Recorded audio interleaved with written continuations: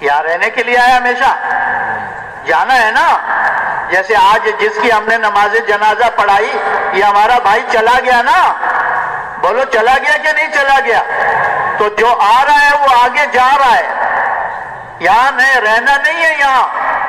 تو اگر اللہ پاک اس کے اعمال کا بدلہ دنیا میں دے دیتا تو کسی نعمت کی شکل میں ہی ہوتی. تو یہ تو قبر میں پہنچ جاتا، وہ نعمت پیچھے رہ جاتی. کیونکہ جب آدمی دنیا سے قبر میں جاتا ہے تو دنیا کی کوئی چیز اس کے ساتھ قبر میں نہیں جاتی. کیوں بھائی؟ جاتی ہے کوئی چیز؟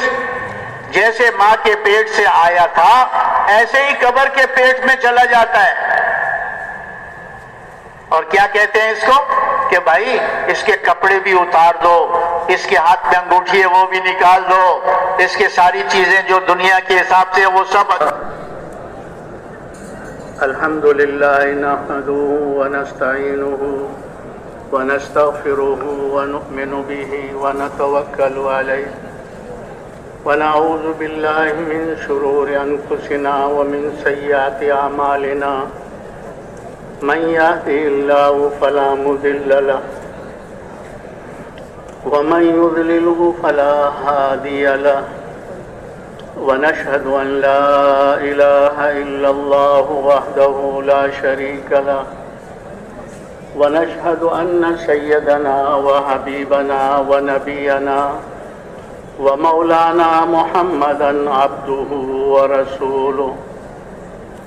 اللهم لك الحمد كما أنت أهله فصل على محمد كما أنت أهله وافعل بنا ما أنت أهله فإنك أنت أهل التقوى وأهل المغفرة.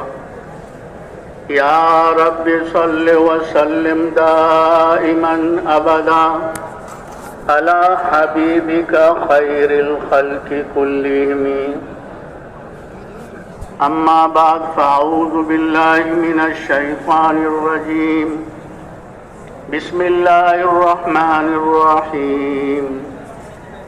والعصر إن الإنسان لفي خسر إلا الذين آمنوا وعملوا الصالحات وتواصوا بالحق وتواصوا بالصبر. وقال الله سبحانه وتعالى كنتم خير أمة أخرجت للناس تأمرون بالمعروف وتنهون عن المنكر وتؤمنون بالله. وقال الله سبحانه وتعالى والذين جاهدوا فينا لنهدينهم سبلنا وإن الله لمع المحسنين. وقال النبي صلى الله عليه وسلم من تمسك بسنتي عند فساد أمتي فله أجر شهيد وفي رواية فله أجر 100 شهيد. وقال النبي صلى الله عليه وسلم من جعل الهموم هما واحدا هم آخرته كفاه الله هم الدنيا وفي رواية كفاه الله هم الدنيا وهم الآخرة. وقال النبي صلى الله عليه وسلم لغدوة في سبيل الله أو راحة خير من الدنيا وما فيها أو كما قال عليه الصلاة والسلام. قابل احترام دوستو، بزرگوں، بھائیوں، اللہ تبارک و تعالی ہمارے یہاں جمع ہونے کو اپنی بارگاہ میں قبول و منظور فرما لے. ہمارا اور آپ کا یہاں اجتماع میں جمع ہونا یہ کوئی رسمی رواجی بات نہیں ہے کہ سال میں ایک اجتماع میں ہم جمع ہو جاتے ہیں، بلکہ ہمارا اور آپ کا یہاں اجتماع میں جمع ہونا ایک بہت اونچے مقصد کے لیے ہے، ایک بہت اونچے کام کی نسبت سے ہے اور ایک بہت اونچی محنت کے لیے ہے۔ ہمارا اور آپ کا یہاں جمع ہونا انبیاء علیہ السلام کے مقصد کے، انبیاء علیہ السلام کے کام کی نسبت سے اور انبیاء علیہ السلام کی محنت کی نسبت سے ہم اور آپ یہاں جمع ہوئے ہیں۔ انبیاء علیہ السلام کا جو مقصد تھا، اللہ نے ان کو دنیا میں بھیجا، وہ انسانیت کی رہبری اور رہنمائی کے لیے تشریف لاتے، سیدھا راستہ دکھلانے کے لیے، اس راستے پر چلانے کے لیے کہ جس راستے پر چل کر انسان اللہ رب العزت سے دونوں جہانوں میں کامیابی حاصل کر سکتا ہے، جس کو دین والا راستہ کہتے ہیں، اسلام والا راستہ کہتے ہیں۔ اس لیے کہ اللہ رب العزت نے انسانوں کی دونوں جہانوں کی کامیابی کو اپنے پورے دین پر چلنے میں رکھی ہے۔ انسانوں کی کامیابی کو اللہ رب العزت نے نہ ملک کے ساتھ جوڑا ہے، نہ مال کے ساتھ جوڑا ہے، نہ ہی دنیا کے اس پھیلے ہوئے ساز و سامان کے ساتھ جوڑا ہے، بلکہ اللہ رب العزت نے انسانوں کی دونوں جہانوں کی کامیابی کو اپنے پورے دین کے ساتھ جوڑا ہے۔ ہر زمانے میں جو انسان کامیاب ہوئے ہیں وہ دین اسلام کی برکت سے ہی کامیاب ہوئے، اور آئندہ بھی جو انسان کامیاب ہوں گے وہ بھی دین اسلام ہی کی برکت سے کامیاب ہوں گے۔ گزشتہ زمانے میں جو انسان بھی ناکام ہو کر گئے ہیں وہ دین اسلام کو چھوڑنے کی وجہ سے ناکام ہو کر گئے، اور یہی اللہ کی سنت جاریہ قیامت تک کے لیے ہے کہ آئندہ زمانے میں جو انسان جس حیثیت کا ہوگا، اگر اللہ کے دین کو چھوڑ کر اپنی جی چائی اور منچائی پہ چلے گا تو جیسے اللہ رب العزت نے پہلوں کو ناکام فرمایا، ایسی اللہ رب العزت ان بعد والوں کو بھی ناکام فرمائیں گے۔ تو کامیابی کا جو راستہ ہے وہ اللہ کا دین ہے۔ دین کے بغیر اگر نظر آ رہا ہے تو یہ انسان کی آنکھ کا دھوکہ ہے، اور یہ دھوکہ موت پر کھل جائے گا، لیکن موت پر دھوکہ کھلے پھر انسان کے کسی کام کا نہیں، کیونکہ جس کی جو گھڑی آتی ہے اسی گھڑی میں اس کو دنیا سے آخرت کی طرف منتقل ہونا ہوتا ہے۔ اب جو انسان دنیا میں آیا ہے یہ مر کر ختم نہیں ہوگا، بلکہ اس کا ایک عالم سے دوسرے عالم میں انتقال ہوتا چلا جائے گا۔ جیسے عالم ارواح سے ماں کے پیٹ میں منتقل ہوا، ماں کے پیٹ سے زمین اور آسمان کے پیٹ میں منتقل ہوا، اب اس کے بعد زمین کے پیٹ قبر میں منتقل ہوگا، پھر وہاں سے حشر میں منتقل ہوگا، پھر وہاں سے پل صراط پر منتقل ہوگا، پھر وہاں سے اس کے دو ٹھکانے ہیں، ایک تو جنت ہے اور ایک دوزخ ہے۔ یہ دو ٹھکانے انسان کے لیے ہیں جہاں ہمیشہ اس کو رہنا ہے۔ تو موت کے وقت انسان پر یہ دھوکہ کھلے کہ ملک میں کامیابی نہیں ہے، مال میں کامیابی نہیں ہے، دنیا کے ان چیزوں شکلوں میں نقشوں میں کامیابی نہیں ہے، تو وقت ہاتھ سے نکل چکا ہوگا۔ جیسے پہلی قوموں پر موت کے وقت یہ دھوکہ کھلا تو روئے اور چلائے اور اللہ کی بارگاہ میں عرض بھی کیا کہ ہمیں تھوڑی سی مہلت دے دے کہ کوئی نیک عمل کر لیں تاکہ آخرت میں ہمارے کام آ جائے۔ تو اللہ کی طرف سے کیا جواب ہوا کہ اتنا عرصہ دیا، اس میں تم نے کچھ نہیں کیا، تو گھڑی دو گھڑی میں تم کیا کر لو گے؟ تو وہ گھڑی آگے پیچھے نہیں ہوتی، اس لیے موت سے پہلے آدمی اس دھوکے سے نکل جائے کہ کامیابی ملک کے نقشوں میں نہیں ہے، مال کے نقشوں میں نہیں ہے، چیزوں سامان میں نہیں ہے، کامیابی اللہ کے احکامات کو پیارے نبی صلی اللہ علیہ وسلم کے طریقے سے پورا کرنے میں۔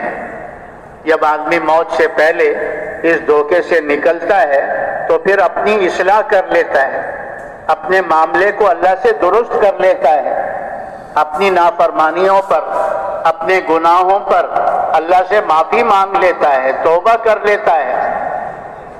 اللہ تعالیٰ نے یہ توبہ کا دروازہ کھلا رکھا ہے اور یہ موت تک کھلا ہے، کیونکہ اللہ پاک جانتے ہیں کہ یہ میرے بندے ہیں، ان کے ساتھ نفس بھی لگا ہوا ہے، ان کے ساتھ شیطان بھی لگا ہوا ہے، اور یہ دونوں دشمن اس کو میرے راستے سے ہٹائیں گے اور اس سے نافرمانی ہو جائے گی، یہ میری حکم عدولی کر لے گا، اس سے گناہ کا کام ہو جائے گا۔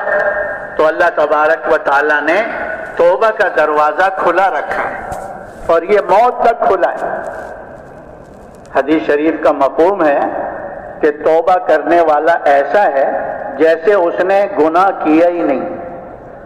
التائب من الذنب کمن لا ذنب لہ، توبہ کرنے والا ایسا ہو جاتا ہے۔ جی ہاں، ایک حدیث شریف کا مفہوم ہے کہ اللہ تبارک و تعالی اپنے بندوں کی توبہ کا انتظار کرتے ہیں، کہ جب بندہ کوئی نافرمانی کر دیتا ہے تو اللہ اس کی توبہ کا انتظار کرتے ہیں۔ کہتے ہیں جب وہ توبہ کرتا ہے اللہ تبارک و تعالی اتنے خوش ہوتے ہیں کہ فرشتوں سے فرماتے ہیں آسمانوں میں چراغاں کرو، لائٹنگ کرو۔ فرشتے عرض کرتے ہیں باری تعالیٰ یہ کس خوشی میں ہے؟ کیونکہ لائٹنگ اور چراغاں تو کسی خوشی کے موقع پر ہوتی ہے۔ تو اللہ پاک فرماتے ہیں میرے اور میرے فلاں بندے میں صلح ہو گئی ہے، اس نے مجھ سے معافی مانگ لی ہے، اب وہ میری نافرمانی نہیں کرے گا، اس خوشی میں تم آسمانوں میں چراغاں کرو۔ ایک حدیث شریف کا مفہوم ہے کہ انسان کے گناہ اتنے ہوں کہ زمین سے آسمان تک کا خلا بھر جائے، یا جتنی دنیا میں ریت کے ذرات ہیں یا جتنی سمندروں کی جھاگیں بن رہی ہیں، اتنے گناہ کیے ہوئے ہوں لیکن سچے دل سے توبہ کر لے، توبۃ نصوحا، کہ اللہ معاف کر دے، آئندہ نہیں کروں گا، تو اللہ پاک اس سارے گناہوں پر قلم پھیر دیتے ہیں، ان کو مٹا دیتے ہیں۔ بلکہ حدیث کا اگلا جملہ ہے کہ اللہ تبارک و تعالیٰ ان گناہوں کے بدلے میں اس کے اعمال نامے میں نیکیاں لکھوا دیتے ہیں، کہ جتنے پہلے گناہ ہوتے ہیں اتنی نیکیاں اس کی عمل نامے میں لکھوا دی جاتی۔ تو یہ توبہ کا دروازہ بھی موت تک کھلا ہے۔ جب تک دنیا مشاہدے میں ہے اور عالم آخرت غیب میں ہے، تو اگر انسان سے توبہ ہو جائے، گناہ ہو جائے تو کیا کر لے بھائی؟ بولو کیا کر لے؟ ہاں، ایک بار توبہ کی وہ ٹوٹ گئی، پھر توبہ کر لے، پھر ٹوٹ گئی، پھر توبہ کر لے۔ اللہ پاک فرماتا ہے اگر 100 بار بھی توبہ توڑی ہو پھر بھی توبہ کر لے، اس لیے کہ اس در کے علاوہ اور کوئی در نہیں ہے۔ معاف کرنے والا اللہ ہے اور وہ بڑا کریم رب ہے، وہ بڑا رحیم رب ہے۔ جی ہاں، اسی لیے اس نے توبہ کا دروازہ کھلا رکھا ہے۔ تو موت پر چونکہ جب آدمی عالم سکرات میں چلا جاتا ہے تو یہ دنیا جو مشاہدے میں ہے یہ غیب میں چلی جاتی ہے، اور جو عالم آخرت ہے وہ آنکھوں کے سامنے آ جاتی ہے۔ اسی لیے وہ کہتے ہیں جی اب تو یہ کسی کو پہچانتا بھی نہیں ہے، اب تو یہ بات بھی نہیں کر سک رہا، اب تو یہ نہیں کر رہا۔ کیوں؟ کہ وہ عالم دنیا سے نکل گیا، ابھی عالم آخرت اس کی آنکھوں کے سامنے آ گئی ہے۔ تو دیکھ کر توبہ کرنا اور دیکھ کر ایمان لانا، اس کو توبہ اور ایمان نہیں کہتے۔ ارے مشاہدے پر تو جانور چلتے ہیں، انسان کا کیا کمال ہے اس میں؟ بکری کو گھاس دکھاؤ گے وہ قریب آ جائے گی، اور اس کو ڈنڈا دکھاؤ گے تو بھاگ جائے گی۔ کتے کو ہڈی دکھاؤ، بوٹی دکھاؤ، وہ قریب آ جائے گا، اور اس کو روڑا اور پتھر اٹھا کے دکھاؤ تو بھاگ جائے گا۔ تو مشاہدے پر تو جانور چلتے ہیں، انسان کا اس میں کیا کمال ہے؟ انسان کو تو اللہ نے اشرف المخلوقات میں سے بنایا ہے، اور اس لیے اس کو اللہ نے عقل اور سمجھ عطا فرمائی ہے، اسی لیے یہ ساری مخلوقات میں سے اشرف مقام پر ہے، افضل مقام پر ہے۔ جی ہاں، تو یہ موت پر جب آخرت کا وہ کھل جائے گا اور اس وقت میں یہ کہے اب مجھے مہلت دے دو، اب میں کو نیک عمل کر لوں، اب پھر مہلت نہیں ملے گی۔ جی ہاں، اللہ تعالیٰ نے پہلی قوموں کے واقعات کو بھی ذکر کیا ہے کہ موت پر دھوکہ کھلا تو رونے لگے، چلانے لگے، ہاں جی، لیکن ان کا رونا چلانا ان کے کام نہیں آیا۔ اللہ نے فرعون کا واقعہ ذکر کیا ہے کہ جب بحر کلزم میں اپنی فوجوں کے ساتھ وہ ڈوبنے لگا، پانی نے نیچے کھینچا اور پھر چھوڑا، سر باہر آیا تو کہنے لگا آمنتو انہ لا الہ الا اللہ، آمنتو برب موسیٰ و ہارون، آمنتو برب بنو اسرائیل۔ اللہ پاک نے فرمایا ابھی وقت آیا ہے اس کا، اتنا وقت تجھے سمجھاتے رہے، تیری سمجھ میں بات نہیں آئی، اب اسرائیل کو دیکھ لیا تو آمن تو کرتا ہے، اب تو تجھے عبرت کا انجام بنا دیں گے۔ اللہ نے لاش سمندر سے باہر پھینکوا دی اور آج بھی کسی عجائب گھر میں پڑا ہوا ہے، اور عبرت کا انجام اللہ نے بنا دیا قیامت تک کے لیے۔ جی ہاں، تو موت پر یہ توبہ کا دروازہ بھی بند ہو جائے گا۔ جی ہاں، موت سے پہلے اس دھوکے سے نکلنا ہے کہ ملک میں کامیابی نہیں ہے، مال میں کامیابی نہیں ہے، چیزوں شکلوں میں کامیابی نہیں ہے، کامیابی اللہ کے احکامات میں اور پیارے نبی صلی اللہ علیہ وسلم کے طریقوں میں، دنیا میں بھی اور آخرت میں بھی۔ اللہ تعالیٰ نے اس امت کے سامنے گزشتہ قوموں کے واقعات کو ذکر فرمایا، جن کی زندگی میں دین تھا اللہ نے ان کو کامیاب کر دیا، اور جن کی زندگی میں دین نہیں تھا اللہ نے ان کو ناکام کر دیا۔ اللہ نے نوح علیہ السلام کا واقعہ ذکر فرمایا۔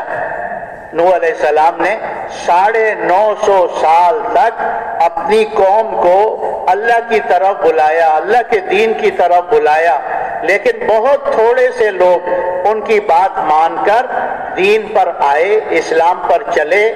اکثریت والی قوم جو اکثریت میں تھی اور ملک کے نقشے ان کے پاس تھے، اللہ تبارک و تعالیٰ کی نافرمان رہی، دین کو قبول نہیں کیا، نبی کی بات سے انکار کیا، تو اللہ تبارک و تعالیٰ نے ان 80-82 مسلمانوں کو نوح علیہ السلام کے ساتھ کشتی میں محفوظ رکھا، اور باقی ساری قوم کو اللہ نے طوفان میں غرق کر دیا۔ آسمان سے بھی پانی برسایا، زمین سے بھی پانی نکالا، آسمان اور زمین کا پانی مل گیا، اللہ نے اس قوم کی جڑوں کو کاٹ دیا۔ جب نوح علیہ السلام مسلمانوں کو کشتی میں سوار کر رہے تھے تو بیٹا قریب سے گزر رہا تھا، تو بیٹے کو کہا یا بنیا ارکب معنا، کہ میرے بیٹے آؤ ہمارے ساتھ اس میں کشتی میں سوار ہو جاؤ۔ تو اس نے کہا سآوی الی الجبل، کہ میں پہاڑ پر چڑھ کر اپنی جان بچا لوں گا۔ نوح علیہ السلام نے فرمایا آج اللہ کے بچائے بغیر کوئی بچ نہیں سکتا۔ اتنے میں ایک موج آئی اور بیٹے کو بہا کے لے گئی، بیٹا اس کی آنکھوں کے سامنے طوفان میں غرق ہو گیا۔ تو اللہ کی بارگاہ میں عرض کیا باری تعالیٰ یہ میرا بیٹا میرے اہل میں سے، اور میرے اہل کے بارے میں آپ نے فرما دیا تھا، تو اللہ پاک نے فرمایا ہرگز یہ تمہارے اہل میں سے نہیں تھا، اس کے عمل غیر صالح تھے، یہ کافروں جیسے عمل کر رہا تھا، اس لیے آج اس کو بھی، کیونکہ اللہ تبارک و تعالی حسب نسب کو نہیں دیکھتے کہ یہ نبی کا بیٹا ہے یا نبی کی بیوی ہے، بلکہ اللہ پاک دل کے یقین کو دیکھتے ہیں، بدن سے نکلنے والے اعمال کو دیکھتے ہیں۔ جی ہاں، اللہ یہ نہیں دیکھتے کہ نبی کا بیٹا ہے، نبی کی بیوی ہے۔ ہاں، تو اللہ نے ان اقلیت والوں کو، جن کو وہ لوگ کہتے تھے نوح علیہ السلام سے کہ ہمارے قوم کے گرے پڑے لوگ تمہارے ساتھ ہیں، اللہ نے ان کو کامیاب کر دیا دین اسلام کی برکت سے۔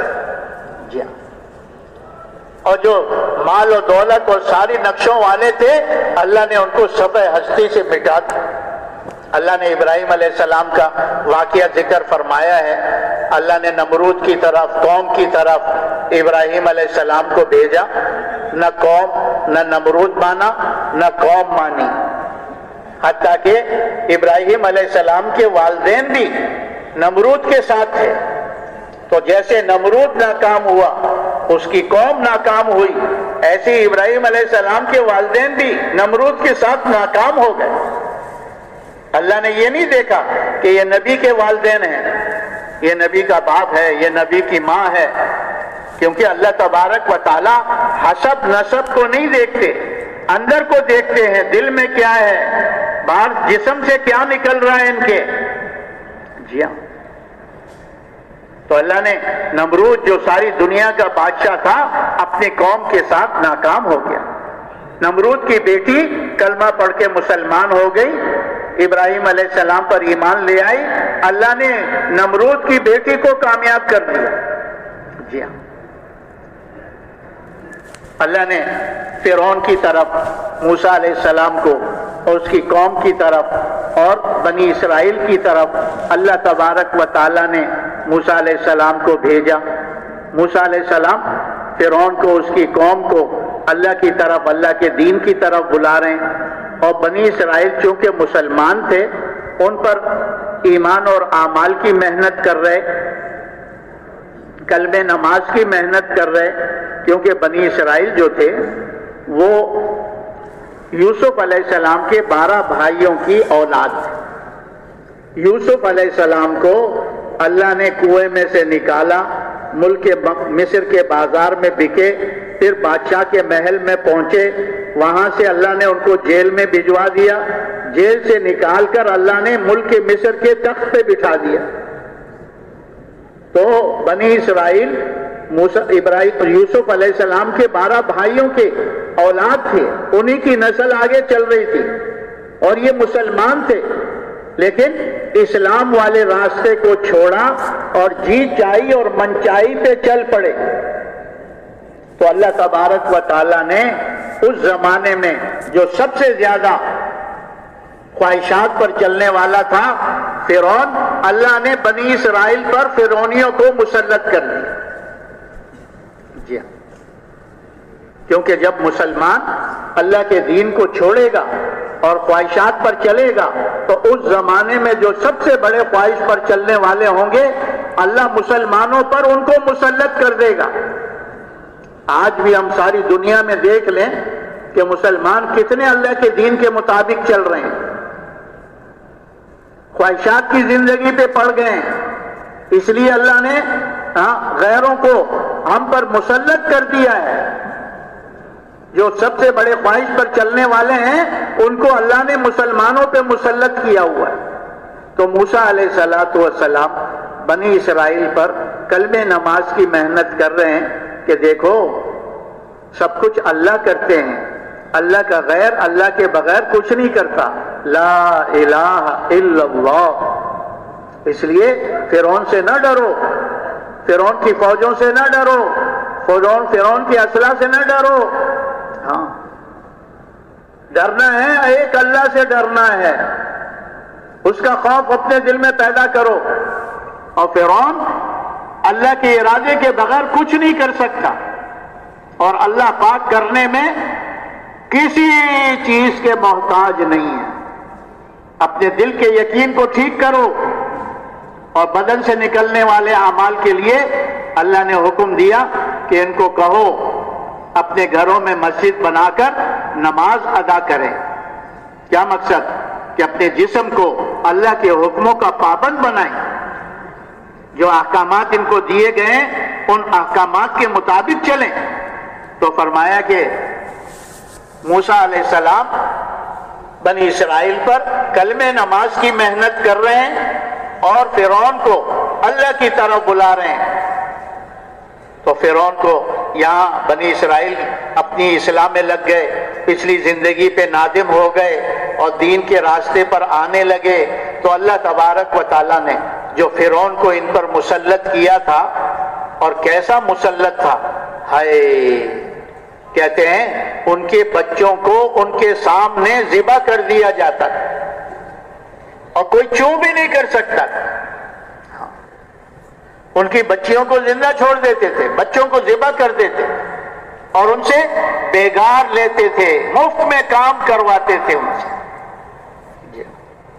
لیکن جب موسیٰ علیہ السلام نے ان کی اصلاح میں, ان کے کلمہ نماز اور دین پر, تو جیسے جیسے وہ اپنی اصلاح کرتے رہے ویسے ویسے اللہ پاک فرعون کو اور اس کی قوم کو پکڑتے رہے. بحر کلزم میں غرق کرنے سے پہلے اللہ نے ان کے اوپر 8 قسم کے عذاب مسلط کیے, چھوٹے چھوٹے, تاکہ یہ رجوع کر لے. کیونکہ جب آدمی پر مصیبت آتی ہے نا تو اس کا رجوع الی اللہ بڑھ جاتا ہے. اور اللہ حکیم بھی ہیں, طبیب بھی ہیں. جی ہاں, تو فرعونیوں کو اللہ نے مینڈکوں کا عذاب, جوؤں کا عذاب, خون کا بن جانا, کھانے پینے چیزوں کا, اور سیلاب, اور کھانوں میں نعمتوں میں کمی, یہ قسم قسم کے اللہ پاک نے ان کو عذابوں میں مبتلا کیا. جب بھی اس پر قوم پر مصیبت آتی تو وہ موسیٰ علیہ السلام سے کہتا تھا اپنے رب سے دعا مانگو, ہماری یہ مصیبت دور ہو جائے, ہم بھی مسلمان ہو جائیں گے اور بنی اسرائیل کو بھی تمہارے ساتھ کر دیں گے, تم اپنے وطن لے جانا. تو نبی کے دل میں تو اپنی امت کے لیے شفقت ہوتی ہے. نبی کسی کا بدخواہ نہیں ہوتا, نبی سب کا خیر خواہ ہوتا ہے, اپنی امت کا فکر ہوتا ہے, غم ہوتا ہے کہ یہ نقصان میں نہ جائیں. اس لیے موسیٰ علیہ السلام اللہ سے دعا مانگتے, اللہ ان کی اس مصیبت کو دور کر دیتا. جب وہ مصیبت ٹل جاتی تو پھر وہ مکر جاتے. وہ قوم جو تھی فرعون کو کہتی تھی یہ تو تمہاری وجہ سے ہوا, کیونکہ فرعون بھی ربوبیت کا دعویٰ کرتا تھا, انا ربکم الاعلی, میں تمہارا بڑا رب ہوں. جی ہاں, تو اللہ دوسری مصیبت میں, تیسری مصیبت میں, جب بنی اسرائیل نے اپنا اصلاح کیا, اپنے یقین پر محنت کی, اپنے اعمال پر محنت کی, تو اللہ پاک نے ایک دن حکم دے دیا موسیٰ علیہ السلام کو کہ اپنی قوم کو لے کے نکلو, یہ تمہارا پیچھا کرے گا, بس ان کا کام ہم نے کر دیا, ان کے لیے فیصلہ کر دیا. سمندر کے پہنچ گئے, سمندر آگے اور پیچھے جو ہے فرعون. اللہ نے سمندر میں سے راستے بنا دیے, بنی اسرائیل گزر گئے, انہی راستوں میں فرعون چلا اور اللہ نے ساری قوم کو ان کی غرق کر دی. اللہ نے ساری ان کی چیزیں بنی اسرائیل کو دے دی. فرعون کی بیوی آسیہ رضی اللہ عنہ کلمہ پڑھ کے مسلمان ہو گئی, اللہ نے اسے کامیاب کر دیا. اور اس عورت نے ایمان پر جم کر اپنی ساری راحتوں کی زندگی, محل کی زندگی کو قربان کیا, آسائشوں کو قربان کیا. اس ظالم نے منع کیا کہ میں رب اعلیٰ ہوں, تم کس رب کی بات کرتی ہو؟ اس نے کہا رب تو وہ ہے جو موسیٰ علیہ السلام کہہ رہے ہیں, تو کہاں سے رب آ گیا؟ تو کہاں سے رب آ گیا؟ موسیٰ علیہ السلام رب ہیں. جی ہاں, تو اس نے جیل میں ڈلوا دیا, محل کی راحت قربان, لیکن ایمان کو نہیں چھوڑا اس عورت نے, حتیٰ کہ ہاتھوں پیروں میں میخیں گڑوا دی گئیں. اور اسی حالت میں دعا کی, اللہ مجھے میرا گھر جنت میں دکھا دے اور یہ فرعون اور اس ظالم کون سے مجھے نجات عطا فرما. اللہ نے آسیہ کی جنت اس کے آنکھوں کے سامنے کر دی. آسیہ کی جنت اس کی آنکھوں کے سامنے. تو فرعون اور قوم ناکام ہو گئی، موسیٰ علیہ السلام بنی اسرائیل کامیاب ہو گئے۔ جی ہاں، اللہ نے حضور صلی اللہ علیہ وسلم کو بھیجا، آپ صلی اللہ علیہ وسلم نے لوگوں کو اللہ کی طرف بلایا، اللہ کے دین کی طرف بلایا۔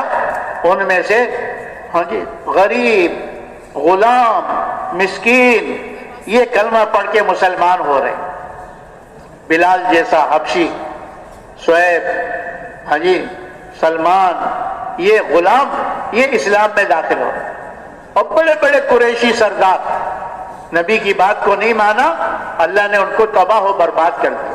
ابو جہل جیسا، ابو لہب جیسا قوم کا سردار ہے۔ ہاں، اللہ تعالیٰ نے کیسا بلال رضی اللہ عنہ کو اعزاز بخشا کہ حضور صلی اللہ علیہ وسلم کے مؤذن بنے۔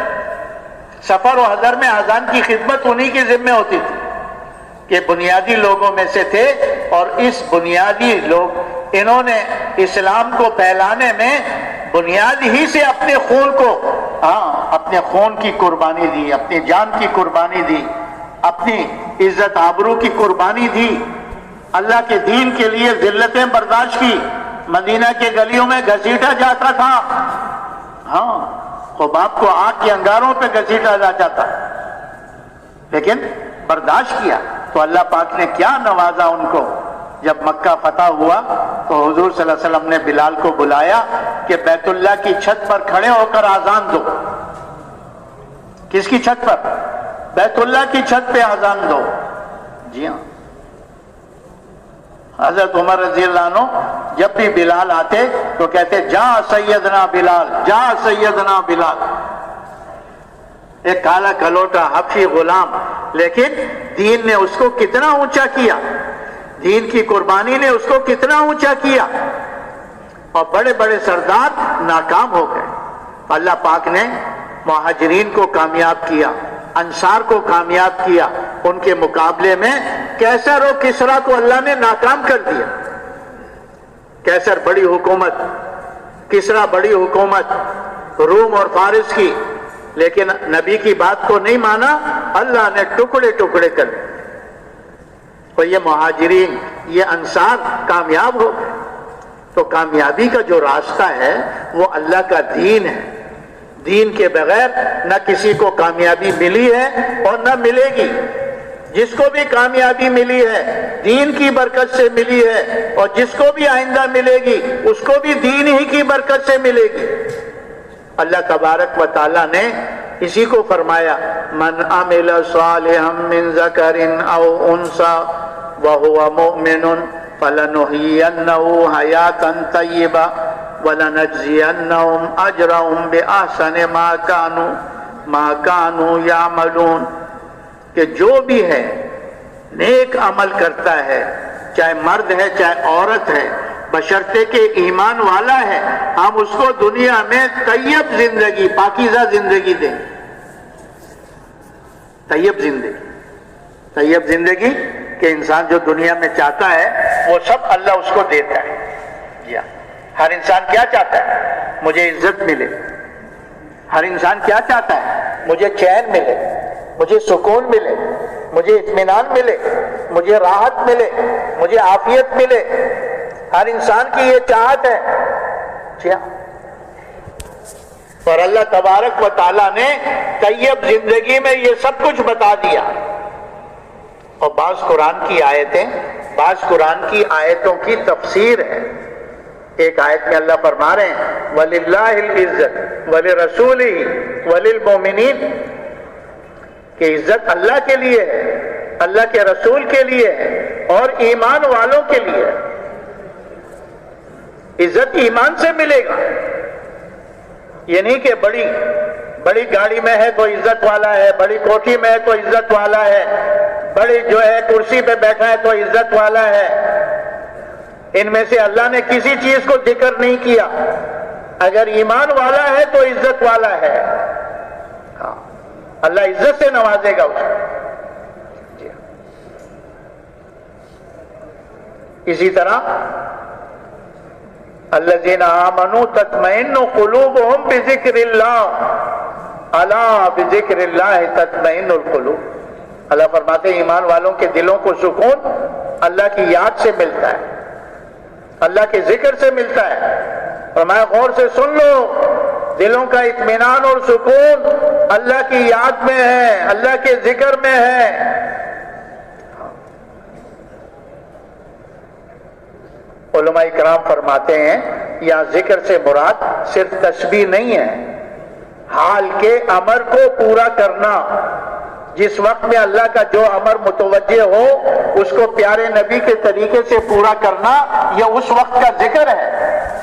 موسیٰ علیہ السلام سے اللہ فرما رہے ہیں نماز کو قائم کرو میری یاد کے لیے۔ نماز اللہ کی یاد ہے، روزہ اللہ کی یاد ہے، زکوٰۃ اللہ کی یاد ہے، حج اللہ کی یاد ہے۔ جس کو اللہ یاد ہوگا وہ نماز پڑھے گا، وہ روزہ رکھے گا، وہ زکوٰۃ دے گا، وہ حج و عمرہ کرے گا، وہ ماں باپ کی خدمت کرے گا، وہ ہمسایوں کے ساتھ اچھا سلوک کرے گا، وہ غریبوں مسکینوں یتیموں بیواؤں کی خبر گیری کرے گا، وہی اپنے رشتہ داروں کے ساتھ صلہ رحمی کرے گا۔ جس کو اللہ یاد نہیں ہوگا وہ ان میں سے کیا کام کرے گا؟ جی ہاں، تو حال کے امر کو پورا کرنا، اس میں اللہ نے اطمینان اور سکون کا وعدہ فرمایا۔ ایمان اور اعمال صالحہ، ایمان اور اعمال صالحہ، درمیان میں کوئی چیز ذکر نہیں کی اللہ نے۔ ایمان بنا لو، اعمال بنا لو، اللہ دنیا میں طیب زندگی دے دے گا، اور فرمایا اصل بدلہ تو اعمال کا آخرت میں تمہیں ملے گا۔ اعمال کا بدلہ کہاں ملے گا؟ بولو بولو۔ یہ دنیا تو جھونگے میں آئے گی، جھونگے میں۔ بچہ آتا ہے نا دکان پر چیز لینے کے لیے، تو وہ دکاندار اس کو ایک آدھ ٹافی زیادہ دے دیتا ہے۔ اس کو کیا کہتے ہیں بھائی؟ سودا لینے کے بعد بچے کو جو ٹافی دی اس کو کیا کہتے ہیں؟ جھونگا رونگا۔ یہ دنیا تو جھونگے رونگے میں ملے گی، اصل اعمال کا بدلہ تو اللہ آخرت میں دیں گے۔ اس میں فرماتے ہیں اس کی دو وجہ ہے۔ پہلی وجہ یہ ہے کہ یہ دنیا اتنی چھوٹی سی ہے کہ ایک مسلمان کے ایک سبحان اللہ کے اجر کو یہ زمین و آسمان نہیں سما سکے۔ ہاں، جب مومن بندہ کہتا ہے سبحان اللہ تو جنت میں ایک درخت لگ جاتا ہے۔ سب کہہ دو سبحان اللہ۔ کیا لگ گیا؟ کیا لگ گیا؟ جنت میں درخت لگ گیا۔ اور وہ درخت کتنا گھنا، کتنا بڑا، 100 سال تک عربی نسل کا گھوڑا دوڑتا رہے اس کا سایہ ختم نہیں ہو۔ اور یہ دنیا اتنی چھوٹی سی ہے، وہ عربی نسل کا گھوڑا اگر چند مہینوں میں نہیں تو چند سالوں میں مشرق سے مغرب، مغرب سے شمال، شمال سے جنوب یہ پہنچ سکتا ہے۔ دنیا اتنی چھوٹی سی ہے، اس لیے جب تسبیح کا اجر یہ زمین نہیں سما سکتی تو پھر یہ تسبیح تو مستحب ہے۔ سنت کا اجر کتنا ہے، پھر واجب کا اجر کتنا ہے، پھر فرائض کا اجر کتنا ہے۔ اس اجر کو کیسے یہ زمین سما سکے گی، یہ دنیا سما سکے گی؟ اس لیے اللہ نے اعمال کا اصل بدلہ جنت میں دینا ہے۔ کہاں دینا ہے؟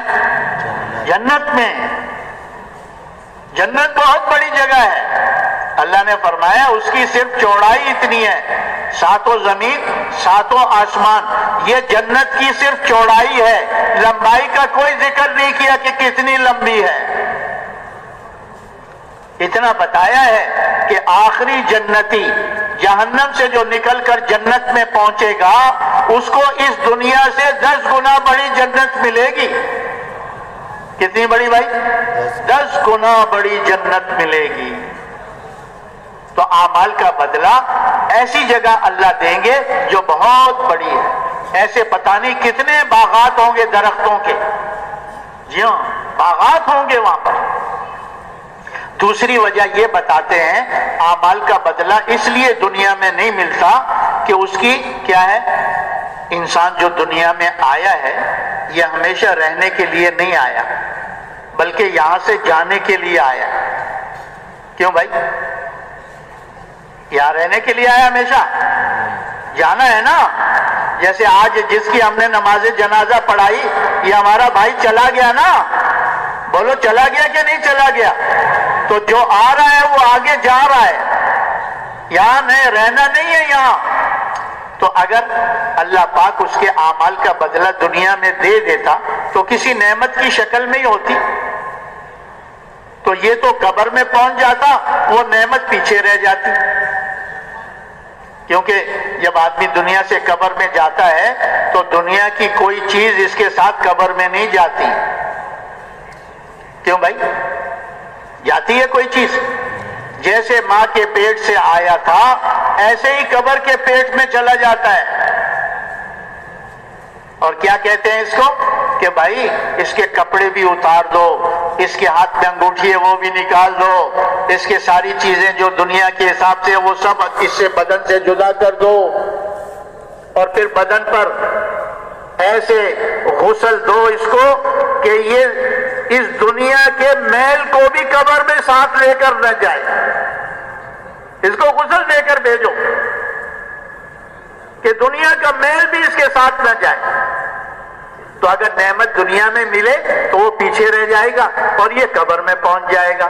تو اللہ نے نعمت اعمال کا بدلہ ایسی جگہ دینا ہے جہاں انسان نے ہمیشہ رہنا ہے. انسان نے ہمیشہ کہاں رہنا ہے بھائی؟ بولو بولو بولو بولو. جنت میں رہنا ہے. وہ نعمت اس کے ساتھ ہمیشہ رہے گی. جو اعمال کا بدلہ ہے نا وہ نعمتوں کی شکل میں اس کے ساتھ ہوں. نماز نعمت کی شکل میں، روزہ نعمت کی شکل میں، حج نعمت کی شکل میں، زکوٰۃ نعمت کی شکل میں، ماں باپ کی خدمت نعمت کی شکل میں، ہمسایوں کے ساتھ اچھا برتاؤ نعمت کی شکل میں، رشتہ داروں کے ساتھ صلہ رحمی کرنا نعمت کی شکل میں، غریبوں مسکینوں یتیموں بیواؤں کی خبرگیری کرنا نعمت کی شکل میں. یہ اعمال اس کے ساتھ ہوں گے. ہاں نعمت کی شکل میں. اسی لیے فرمایا کہ جو نیک عمل کرے بشرطے کہ ایمان والا ہو دنیا میں پاکیزہ زندگی ہوگی اور آخرت میں بڑے بڑے انعامات ہوں گے. جی ہاں. اسی لیے اللہ نے دوسری آیت میں فرمایا من اعرض عن ذکری فإن له معیشة ضنکا وَنَحْشُرُهُ يَوْمَ الْقِيَامَةِ أَعْمَى قَالَ رَبِّ لِمَ حَشَرْتَنِي أَعْمَى وَقَدْ كُنْتُ بَصِيرًا قَالَ أَتَتْكَ آيَاتِي فَنَسِيتَهَا وَكَذَلِكَ الْيَوْمَ تُنْسَى. کہ جو اللہ کے دین سے اعراض کرتا ہے، منہ موڑتا ہے، آنکھیں پھیرتا ہے، اللہ اس کی دنیا کی زندگی کو تنگ کر دیتے ہیں. دنیا کے نقشے اس کے پاس ہوتے ہیں لیکن پریشان ہوتا ہے. بڑی کرسی پہ بیٹھا ہوا ہے کہ عزت کا نقشہ ہے لیکن ذلیل ہو جاتا ہے. بڑے مکان میں ہے لیکن حفاظت میں نہیں ہے. ہر وقت خوف سایہ ہوا ہے اس کے اوپر کہ ابھی کسی نے مار دیا، ابھی کوئی حملہ کر دے گا. ہاں پیشاب کرنے بھی گارڈ پیچھے کھڑا ہوا ہے تو پیشاب کے لیے جا رہا ہے. یہ کوئی عزت ہے؟ اللہ دنیا کی زندگی کو تنگ کر دیتا ہے. اور قیامت کے دن ایسے انسان کو اللہ اندھا اٹھائے گا. وہ کہے گا یا اللہ میں تو دنیا میں آنکھوں والا تھا، آج مجھے اندھوں میں کیوں کھڑا کر دیا؟ تو اللہ پاک فرمائیں گے ہمارے احکامات آئے، ہماری آیتیں آئیں اور تم آنکھیں بند کر کے گزر گئے، دیکھا بھی نہیں کہ اللہ کا کیا حکم ہے، اندھے بن کر چل رہے تھے، اس لیے آج تمہارا اندھوں میں حشر کر دیا. اندھوں میں حشر کر. تو کامیابی کا راستہ بتاؤ بھائی کیا ہے؟ بولو کیا ہے؟ دین اسلام، یہ کامیابی کا راستہ ہے.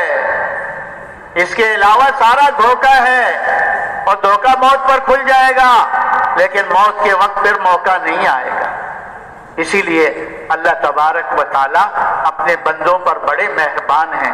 وہ نہیں چاہتے کہ میرے بندے نقصان میں چلے جائیں، اس لیے ہر زمانے میں اللہ نے انبیاء علیہ الصلوۃ والسلام کو دنیا میں بھیجا. اور انبیاء علیہ السلام کا سلسلہ اللہ نے آدم علیہ نبینا علیہ السلام سے چلایا.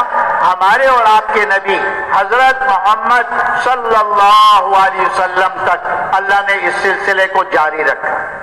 آپ صلی اللہ علیہ وسلم کو اللہ رب العزت نے خاتم النبیین بنا کر بھیجا، رحمت للعالمین بنا کر بھیجا، کافۃ للناس بشیرا و نذیرا بنا کر بھیجا. آپ پر اللہ نے نبوت کے دروازے کو بند فرما دیا.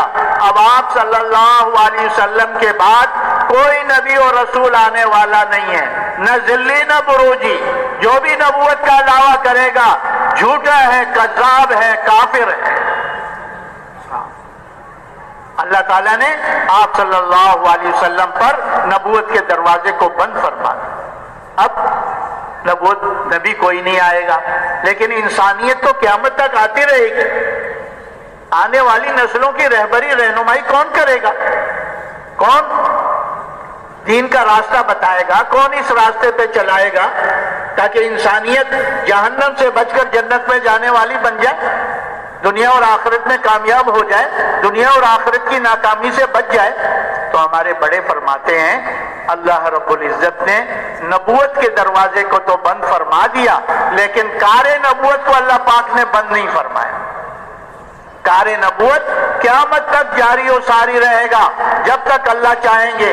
پہلے یہ ذمہ داری اللہ نبیوں کو دے کر بھیجتے تھے، اب ختم نبوت کی برکت سے وہی ذمہ داری والا کام اللہ نے امت محمدیہ صلی اللہ علیہ وسلم کے ذمہ لگائے. اس امت کو اللہ پاک فرما رہے ہیں کنتم خیر امت اخرجت للناس تامرون بالمعروف وتنہون عن المنکر وتؤمنون باللہ. اے امت محمدیہ تم بہترین امت ہو، تمہیں ہم نے نکالا ہے لوگوں کی بھلائی کے لیے، نفع رسانی کے لیے، کہ نیکی کی طرف بلاتے ہو، برائی سے منع کرتے ہو، اللہ کی ذات پر ایمان رکھتے ہو. دوسری آیت میں اللہ پاک حضور صلی اللہ علیہ وسلم کو حکم دے کے فرما رہے ہیں قُلْ هَذِهِ سَبِيلِي أَدْعُو إِلَى اللَّهِ عَلَى بَصِيرَةٍ أَنَا وَمَنِ اتَّبَعَنِي وَسُبْحَانَ اللَّهِ وَمَا أَنَا مِنَ الْمُشْرِكِينَ. نبی جی کہہ دو اپنی امت سے یہ میرا راستہ ہے کہ چل پھر کر جا کر لوگوں کے پاس ادعو الی اللہ، میں لوگوں کو اللہ کی طرف بلاتا ہوں. ادعو الی دین اللہ، اللہ کی طرف بلانا، اللہ کے دین کی طرف بلانا. علی بصیرت، کہ یہی دین والا راستہ کامیابی کا ہے. اس بصیرت کے ساتھ، اس یقین کے ساتھ میری دعوت ہے. یہ اللہ نے فرمایا آگے بھی ان کو بتاؤ. کیا بتاؤ؟ انا ومن اتبعنی، یہ میرا بھی کام ہے اور جس نے میرا اتباع کیا ان کا بھی یہی کام ہے.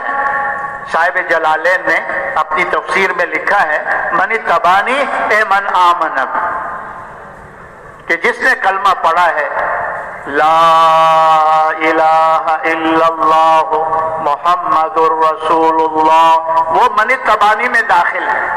چاہے مرد ہے چاہے عورت ہے، چاہے کالا ہے چاہے گورا ہے، چاہے عرب ہے چاہے عجم ہے، جہاں کا بھی رہنے والا ہے.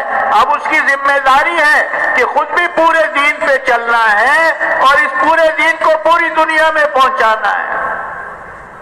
اسی لیے حضور صلی اللہ علیہ وسلم نے یہ عرفات کے میدان میں فرما دیا فَلْيُبَلِّغُ الشَّاهِدُ مِنْكُمُ الْغَائِبَ. ارے حاضرین تک جو میں نے اللہ کا پیغام پہنچایا ہے اب حاضرین غائبین تک پہنچاؤ. کہتے صحابہ کرام حج کے بعد واپس ہوئے اور اللہ کے راستے میں ترتیب بنا کر کوئی مشرق کوئی مغرب کوئی شمال کوئی جنوب ساری دنیا میں پھیل گئے اور محنت کرتے کرتے وہیں ان کی قبریں بن گئی. وہاں موت آ گئی، وہیں قبریں بن گئی. آج ساری دنیا میں صحابہ کی قبریں ملتی ہیں. اللہ کے دین کو پہنچایا. اگر وہ نہ نکلتے تو پھر ہم بھی پتہ نہیں کہاں ہوتے. ہاں ابھی تک تو ہماری بات آدھی بھی نہیں. مغرب کی بات سنیں، مغرب کے بعد تو آپ نے رکھا ہی. تو بھائی حضور صلی اللہ علیہ وسلم کے بعد اب کوئی نبی اور رسول آنے والا نہیں ہے. وہ کام اللہ نے اس امت کے ذمے لگایا ہے. ہاں उम्मत जब तक ये मेहनत कर रही थी खुद भी पूरे दीन पर थी और पूरा दीन पूरी दुनिया में पहुंच रहा है। तो भाई जब से उम्मत ने ये मेहनत छोड़ी है तो दूसरों तक दीन पहुंचाना दूर की बात है, मुसलमान दीन से रह गए हैं। ये जो आज दावत की मेहनत मुसलमानों में हो रही है ये इसलिए हो रही है कि मुसलमान पूरे दीन पर आ जाएं और पूरे दीन की मेहनत पर आ जाएं ताकि अल्लाह पाक गैरों के लिए इनको हिदायत का जरिया बताए। हाँ तो भाई एक काम जो है 4 महीना, क्योंकि एक जमाना दरमियान में सदियां गुजर गई सीख इस काम को भूले हुए, इसलिए कहते हैं 4 महीने लगाकर इस काम को सीख लें और फिर बाकी जिंदगी जितनी है थोड़ी बहुत वो सब इस काम को मकसद बनाकर करते हुए अपनी जिंदगी को गुजारना है। और गली गली और बस्ती बस्ती और गांव गांव और शहर शहर और मुल्क मुल्क इकलीम ब इकलीम इस अल्लाह के रास्ते की फिरने की सुन्नत को जिंदा करते हुए लोगों तक अल्लाह का पैगाम पहुंचाना है। तो सब इसके लिए तैयार हैं भाई इंशाअल्लाह। जिनके 4 महीने लग गए हैं वो तो मुल्कों के इरादे करें। हम आलमी नबी के आलमी उम्मती हैं, सारा आलम हमारी मेहनत का मैदान है, हमने सारे आलम में जाना है इंशाअल्लाह। और 4 महीने जिनके नहीं लगे इज्तिमा से माशाअल्लाह पहले कह रहे थे इज्तिमा से जाएंगे इज्तिमा से जाएंगे, अब इज्तिमा हो रहा है, इसलिए कोई साथी भी ऐसा न रहे जिसके 4 महीने न लगे हों, वो 4 महीने लगाकर इस काम को सीख ले और फिर बाकी जिंदगी इसी में लगाता रहे। इंशाअल्लाह अल्लाह पाक हमारा हशर भी सहाबा और नबियों के साथ हुजूर के साथ अल्लाह हमारा हशर फरमा दे। नबियों की पड़ोस वाली जन्नत में अल्लाह हमें जगह अता फरमाए। तो नबियों के साथ हशर कराने के लिए सब तैयार है भाई इंशाअल्लाह। तो अभी मगरिब की आजान का करीब है, मगरिब की नमाज के बाद इंशाअल्लाह तफसील से बयान होगा, उसके बाद तश्कील होगी, उसमें बढ़ चढ़ कर नाम लिखवाएं।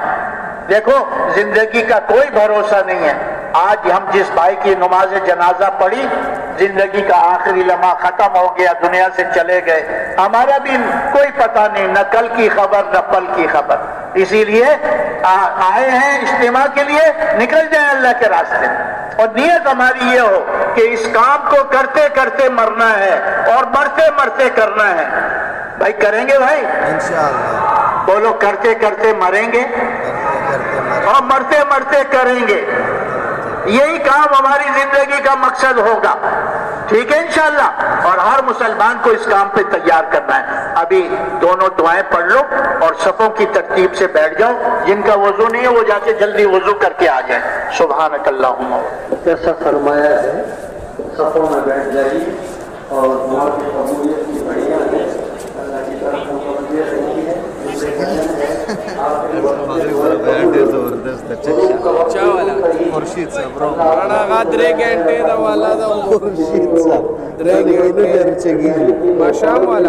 مشام والا جدا قادم مستر بیان کی يعني قريب يرجعي برسل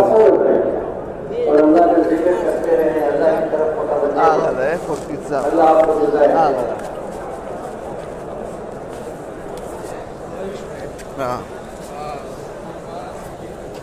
ذکر میں دعا میں مشغول رہیں، جیسے جمعے کے دن جو آخری وقت ہوتا ہے وہ دعا کی قبولیت کا ہوتا ہے۔ سارے ساتھیوں سے درخواست ہے مغرب کی نماز کے بعد بیان ہوگا، سارے ساتھی اہتمام کے ساتھ مغرب کی نماز کے بعد نکل رہے ہیں۔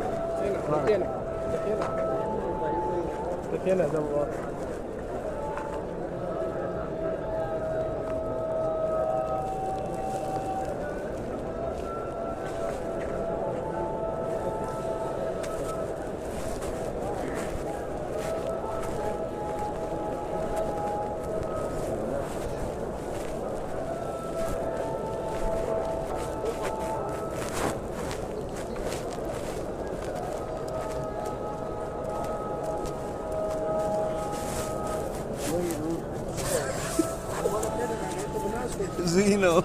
Aliali Zui wakachada kulomala makitla Zui sarana. Zui sarana. Zui sarana. Zui sarana. Zui sarana.